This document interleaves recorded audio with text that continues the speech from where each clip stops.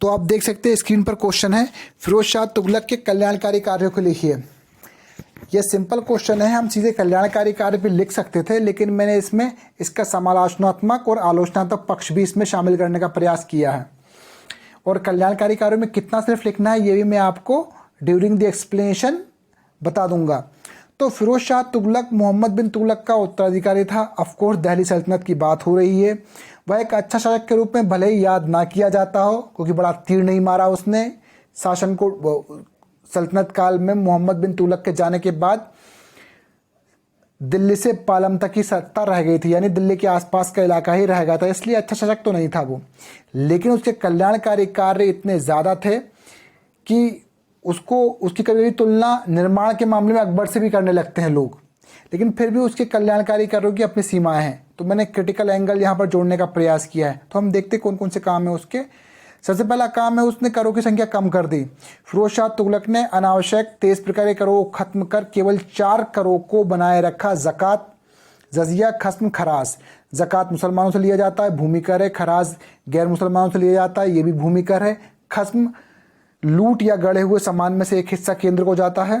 फिर जजिया गैर मुसलमानों से लिया जाने वाला एक तरीके का कर है, जो कि उनको ह्यूमिलिएट करने के पर्पज से लिया जाता था, kind of protection money. Protection money ये काफ़ी मजाकिया है। प्रोटेक्शन मनी लिया जाता था सुरक्षा के बदले, लेकिन किससे सुरक्षा करनी है? खुद हमलावरों से, खुद मुसलमानों से। तो मुसलमानों से ही सुरक्षा, हिंदुओं की सुरक्षा मुसलमानों से कीना है, और जिनसे सुरक्षा करना है वो ही उनसे टैक्स लेंगे।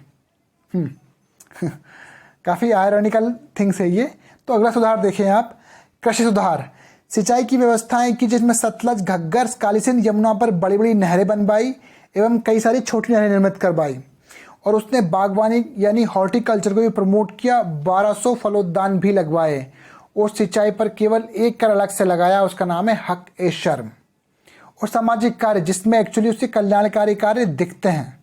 ठीक है, कल्याणकारी कार्य क्या है? दीवाने खैरात की स्थापना करवाई, और दीवाने खैरात का काम था मुस्लिम बेटियों के विवाह के लिए अनुदान की व्यवस्था करना। फिर एक रोजगार कार्यालय खुलवाया, बेरोजगार मुस्लिम युवकों को रोजगार देना। फिर विभाग खुलवाया दीवाने इश्तिहाक, वृद्ध मुस्लिमों की पेंशन की व्यवस्था करवाई। फिर चिकित्सा में क्या किया उसने? एक दर उल सफ़ा नाम से राजधानी में अस्पताल खुलवाया, और ऐसा ही काम करने के लिए उसने प्रांतों के सूबेदारों को निर्देश दिए कि अपने अपने यहाँ ही वो एक अस्पताल खोले। सांस्कृतिक कल्याण कार्य में सार्वजनिक विभाग की स्थापना की, जो मस्जिद और मदरसा का निर्माण करेगी। फिर होजे शिम्स और होजे खास की मरम्मत करवाई दिल्ली में इसने। फिर 300 ग्रंथों का फारसी में अनुवाद करवाया, जो गैर फारसी भाषाएं हैं। अधिकतर जो संस्कृत की भाषाएं जो ग्रंथ है वही है मेनली। और फिर इनके अतिरिक्त उसने जौनपुर, फिरोजपुर, हिसार फिरोजा और फिरोज शाह कोटला आदि नगरों को बसाया। अब इसमें एक नोट भी है, फिरोज तुगलक आजीवन मोहम्मद बिन तुगलक की परछाई से भागता रहा, अतः उसने मुस्लिम तुष्टिकरण की नीति अपनाई। इसके लिए उसने इसलिए उसके कल्याणी कार्य भी संप्रदाय विशेष तक सीमित रहे। आप देख सकते हो, जजिया उसने अलग से लगाया टू ह्यूमिलिएट हिंदू, और एक जगह उसने ब्राह्मण को जिंदा भी जलवा दिया। जो भी मोहम्मद बिन तुगलक सेकुलर था, उसके खिलाफ मुल्ला मौलवी जो मुल्ला क्लास है वो ज़्यादा ऑफेंसिव हो गई थी। तो उनको अपीस करने के लिए फिरोज शाह तुगलक ने क्या किया कि वो नहीं चाहता कि मोहम्मद बिन तुगलक की तरह उसका भी लोग अपोज करें, तो उसने अपीसमेंट की पॉलिसी अपनाई। और इसके कार्य जो है संप्रदाय विशेष तक सीमित थे। तो जब आप कल्याणकारी कार्यों को लिखोगे, जो कि क्वेश्चन में हम डिस्कस किया था, ये सारे कार्य लगभग मैंने बता दिए हैं। लेकिन अगर तुम सिर्फ कल्याणकारी कार्य लिखोगे तो इसमें क्या है कि जो आपके सामाजिक कार्य हैं वो पूरे लिख सकते हो आप, प्लस सिंचाई के लिए जो व्यवस्थाएं की, उससे नहरें बनवाई, वो लिख सकते हो आप। और आप लिख सकते हो उसमें करों की संख्या कम करना, सिंचाई की व्यवस्थाएं और पूरे सामाजिक कार्य। तो इस तरीके से इसका काम हो जाएगा। अब आपका नेक्स्ट क्वेश्चन है, दीन ए इलाही धर्म का स्वरूप एवं उसके महत्व का उल्लेख कीजिए। काफी महत्वपूर्ण क्वेश्चन है।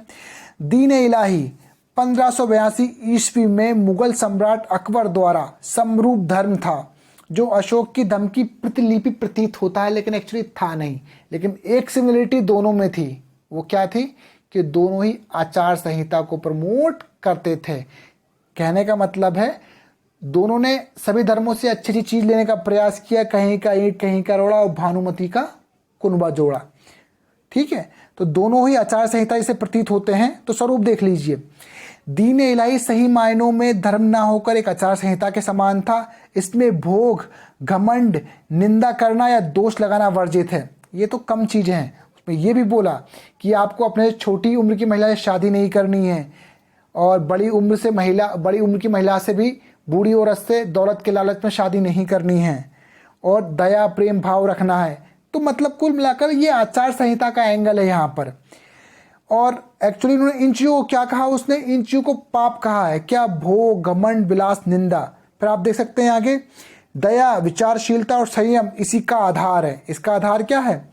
दया, विचारशीलता और संयम।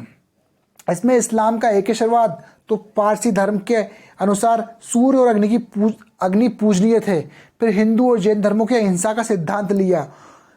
उसने पवित्र कुरान और ब्राह्मणों के धर्मशास्त्र और ईसा मसीह के उपदेशों का समन्वय किया। मैंने क्या कहा? कहीं का ईंट कहीं का रोड़ा, भानुमति का कुनबा जोड़ा। वो बात सही है। आप अब इसका महत्व देखिए। इसमें प्रशासनिक मतभेद दूर होंगे। एक्चुअली जो अकबर का दरबार था उसमें कुछ लोग बहुत ऊपर थे, कुछ लोग बहुत नीचे। आप देखो वहाँ पर ईरानी, तुर्की और अरबी, इन लोगों का जो दल है काफ़ी उच्च स्थान प्राप्त था प्रशासन में। लेकिन जो भारतीय मुसलमान थे, जो कन्वर्टेड मुसलमान थे और भारतीय समाज के जो लोग थे यानी हिंदू लोग, वो चाहता था उनमें किसी प्रकार का भेदभाव नहीं रहे। इससे क्या है, कुल मिलाकर धार्मिक मतभेद दूर होने से अल्टीमेटली राजनीतिक मतभेद दूर होंगे, और ये साम्राज्य के हित में भी होगा। प्रशासनिक एकता, राजनीतिक एकता को बनाए रखने में इसकी महत्वपूर्ण भूमिका होगी। तो उसने क्या किया, सभी धर्मों की अच्छाइयाँ ली और उसको समन्वित किया। तो धर्मों में भी उसने समन्वय करने का प्रयास किया, और इससे लोगों में धार्मिक एकता प्रमोट करने का प्रयास किया। लोगों में शांति होगी और साम्राज्य की सुरक्षा बढ़ेगी, और सबसे बढ़कर जो जनता अनेक धर्मों में विभाजित थी वो कम से कम एक छत्र के नीचे आ जाएगी। और ये चीज़ काफ़ी महत्वपूर्ण है कि जब राजा के पास इनफ संसाधन आ जाते हैं, राज्य का विस्तार हो जाता है, तो वो कुछ ऐसी व्यवस्था करना चाहता है कि राज्य में विद्रोह ना हो, लोग एक अम्ब्रेला के नीचे आ जाएं, लोग एक प्लेटफॉर्म पर आ जाएं, जिससे सर्वधर्म संभाव वाली स्थिति बने। तो दीन इलाही कुछ ऐसे ही तरीके का था। तो कुछ और बातें बता दूं मैं दीन इलाही में। दीन इलाही जो धर्म था वो बहुत सीमित था। इसमें एक ही हिंदू व्यक्ति था, वो था खुद बीरबल। और इसमें दीक्षा लेने के लिए कुछ नहीं, अकबर के पास, अकबर उनको दीक्षा देता था और कान में अल्लाहू अकबर अल्लाहू अकबर बोलता था और धर्म में दीक्षित हो जाते थे।